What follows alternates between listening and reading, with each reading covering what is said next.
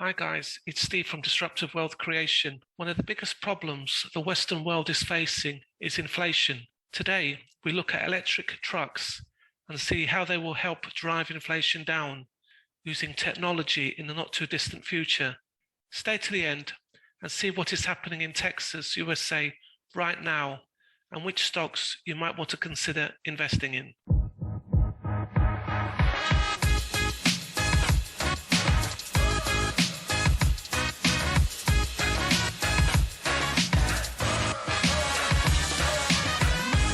We only have to go back 5 years when people were attacking electric trucks and saying they have limited range. The batteries weigh too much. Batteries take up too much load capacity. Batteries are affected by temperature, hot and cold. Charging times are too long. There's a limited choice of trucks, and there are issues with insurance costs. Well, in the last 5 years, the tech industry has moved on. The distance range of electric trucks has moved on. They can go further. The batteries have got smaller and weigh less, which means more cargo can be loaded on the truck. And now there are more charging stations and electric trucks can be charged quicker. Some people may still say, well, the truck needs a top-up to get to its destination. Okay, but so does the driver need to stop for a rest break or something to eat. So charging can be done whilst the driver is having a rest break or between loading and unloading at the destination. Managers can plan the route of their drivers where they make regular drop-offs, and large companies will have their own charging stations, and trucks can be charged overnight if required. A good example of this is the SCANIA 64-ton electric truck. Chemical company WIBAX have purchased these trucks, and they can be found on the open roads of Sweden. The trucks have a range of 250 kilometers, which is 155 miles, and fast charging is under 55 minutes.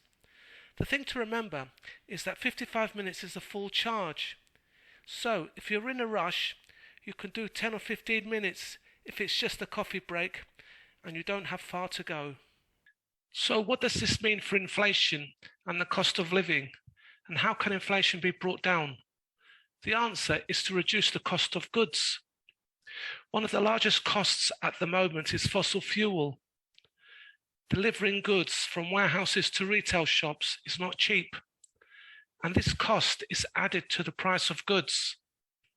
Therefore, anything that can reduce the cost of delivery is going to be good for the consumer and good for the economy. Renewable energy is starting to do this now. Pundits have seen the global electric market grow from $1.26 billion in 2021, with it set to grow to $1.83 billion by the end of 2022.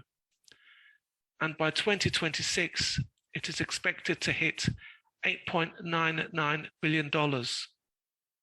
In terms of which companies you might want to invest in, either in the tech sector or companies that hopefully will reduce their costs in transportation, you might want to look at the following.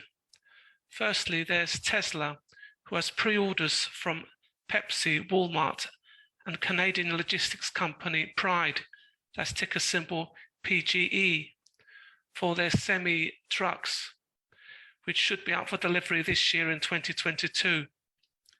Then there is Rivian, which is expected to produce 100,000 delivery trucks for Amazon by 2030, with already 10,000 hitting the road. UPS is another company that is reducing its costs by purchasing EVs for their deliveries. They've purchased them from Hyundai. Check those companies out that are listed on the stock market. And if you are risk averse, you might want to look at the biggest daddy of them all, and that's BYD. They're based in China. So lastly, what is happening in Texas?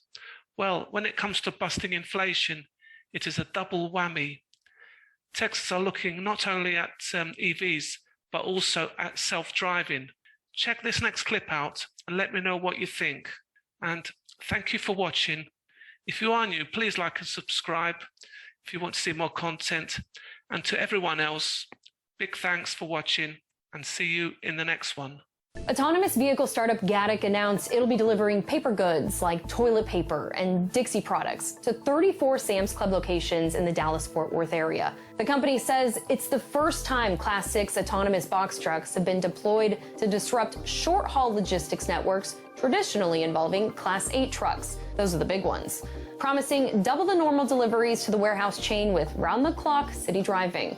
Sam's Club parent company Walmart already uses GATIK's trucks in its Arkansas hometown between its dark store and neighborhood market. That's a 7-mile route. But trucks in the DFW will be driving up to 300 miles a day with no one behind the wheel. GATIK says, "We're not attempting to disrupt the market. The market has already been disrupted, and we're simply providing the solution."